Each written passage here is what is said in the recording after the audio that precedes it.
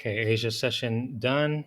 Asia session, I'm looking at gold, the Nikkei, as well as Asia Forex pairs. My Asia session starts at 7 a.m.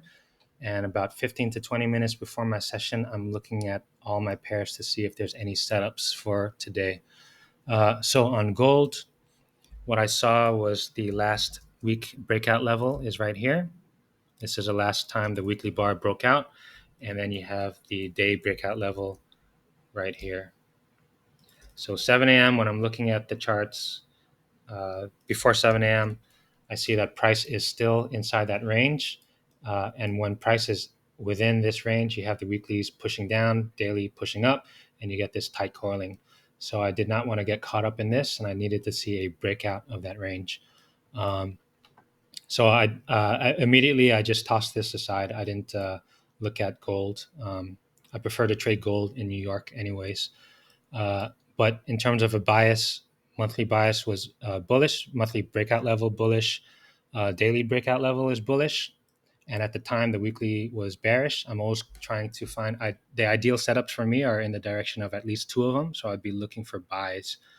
In order to take a buy here, I need a low of the day push and then fake out of an H8 low or H4 low, which actually does happen over here. It was a breakout day, so a low of the day buy above the day breakout level makes sense. You could put your stop loss low of the day, target at the previous day high, and if it's at least 2R, then it's something that I would take. In this case, it wasn't 2R, so I wouldn't have taken this, but at the same time, at 7 a.m. when I saw price was just stuck here, I didn't even look at this, so I did not see this happening. But this technically is a setup for me, but I did not look at it because I prefer trading this in New York. So no trades for me on gold. On the Nikkei, 7 a.m. You have a few days back, you had an inside bar that extends the previous day's high and low to become a range. Yesterday or Friday faked out the high of that range. And so I was looking for a high of the day sell on Nikkei. That fakes out the H8 high. In this case, never faked out the H8 high. Came close to it, but broke back above and continued to break out. So no trades for me on Nikkei or gold. So when there's no trades on Nikkei or gold for me, then I start looking at Forex pairs. Forex pairs, these are the Asia pairs I look at. I'm looking at the weekly, monthly, daily breakout levels. I look at the previous month and week highs and lows, and I'm looking for fake out days or breakout days that are going in the direction of a trend. So these are the 6 pairs that fit my criteria. So once I see that, once I flag them, then I put them all in one table, and I try to narrow down the pairs that I'm trading. I also don't want to be looking at all 6. I really want to be looking at least 1 or 2. So on a Forex signal day, I'm always trading the trend retracement setup, previous H8 fake out, peak of the day, previous day's peak untriggered, and going in the direction of the day breakout level. TP is at the previous day peak, 3-star setup for me. So with those rules in mind, at 7 a.m., when I'm looking through all these pairs before 7 a.m., I could immediately see that Aussie CAD had triggered the previous day low, and I could see that Aussie USD had also triggered the previous day low right here, previous day low, and this triggered the previous day low too. So immediately I wasn't interested at all on those 2 pairs, so I could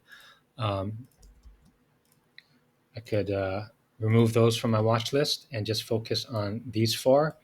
Euro Oz, you had the day breakout level right here. The H8 level, I think, was somewhere down here. So if you take a low of the day buy, this is a fake out day, so I was looking to take it up. If I put my stop loss low of the day and the TP at the next previous day's peak, it doesn't give me enough R to be excited about taking this trade.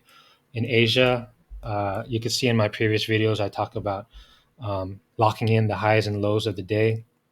In Asia, I'm always looking to take at least 2R if I'm trading high or low of the day setups. So Euro Oz didn't give me enough, wasn't interested in that. Same exact thing with JPY, Swiss JPY. Here's the day breakout level. broke above the H8 high, which is nice, and I needed a fake out of the H8 high, entering below the day breakout low in order to trade my setup perfectly. And it doesn't give me enough profit here either. So didn't like this ratio on Swiss JPY and on Euro JPY. Here's the last day breakout level. Same thing like Swiss, it broke above, and if it fakes out the H8 high and comes back down, stop loss high of the day, targeting previous day low is only giving me 1R. That's also not ideal for me. And then finally, GJ, you have the day breakout low over here, and it also happens to be in the same level as the H8 high, um, the previous H8 high. So if it fakes out the previous H8 high and gets below the day breakout level, earliest entry for me would be like this: stop loss high of the day and targeting previous day low. I can get about 3.5R if I traded like that on this setup. So from based just off process of elimination, I would rather take GJ than any of these other trades. So I just focus on GJ. Um, yeah. So GJ fake out day, monthly, and at the time the daily and weekly breakout levels were all going in the same direction. We broke out below previous month low, faked out the previous year high, closed last week as a breakout week, bearish breakout week. So this is my favorite signal day, looking for a high of the day sell down to at least previous day low. And for TP1 and TP2 would be low of the structure. I wanted to sell at the high of the day. Faked out the previous H8 high over here. And once it did that, I looked at the M15 breakout level, and I want to be going in the direction of this M15 breakout level. I think I have another monitor where I can see all the time frames: 5 minute, 3 minute, 2 minute, 1 minute. And I think I looked at the 2 minute on this. What I saw here is when it faked out the H8. So what I needed to see is a fake out of a high to take it to continue the move down. Here it faked out the M15 high, and here's the M15 breakout level. So the last bearish M15 breakout level. So I just entered as price got below that level. And actually, I think I got triggered in this one. So this one triggered me in, and I targeted the previous day low as a first target, stop loss at the high of the day, and price came up and took me out. I did not go break even, did not take partials, did not cut my trade. I just let it play out and took me out for a 1R stop loss. Yeah, so when I looked at this again, I could see that I have, let me remove all this. I have the H8 breakout level here. This was the last H8 breakout level at the time, and price got stuck right at that H8 breakout level. So remember, I'm bullish above, bearish below this. It also faked out the previous H8 high here, right? So if we're above the breakout level and then we fake out a previous high, you're in a fake out retracement setup. I've said in many times that the fake out retracement setup is the one that I take the most losses in. But the thing with that setup is that if it is able to get past that breakout level, there's usually a huge drop down, and you can collect quite a bit. So I'm still happy to take that setup, even though I do take most of my losses on that.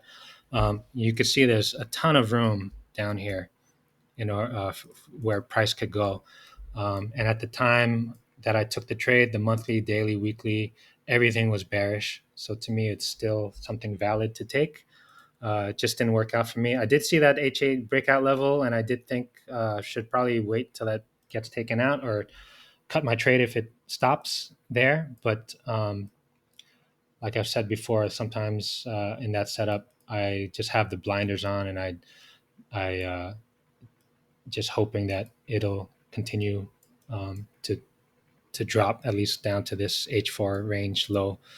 Um, so I, took a risk on that, but it was a risk that I was willing to take. I still think it was a good attempt. Just did not work out this time. But most of the time, when I do have all these confluences, most of the time I'm going to get that trade. So I'm okay taking a loss like this. So since I trade all three sessions, I don't like to take losses in the earlier sessions before New York. So once I took this loss, I just shut down and I did not look to take any reentries. Um, yeah, and that is it. So something else that I should probably explain about this trade is that when you look at the H8 levels, here was the H8 breakout level, and here the last bullish H8 breakout level at the time, and then this was the last bearish breakout level. So I was trading the bearish breakout level, but as I've said in previous videos, that in order for this to flip bearish, this needs to break. So it did not break the H8 bullish breakout level. And so for me, this is still bullish. And so after that, I did not look at it anymore. But what I did see is I did see that the H8 start was in breakout.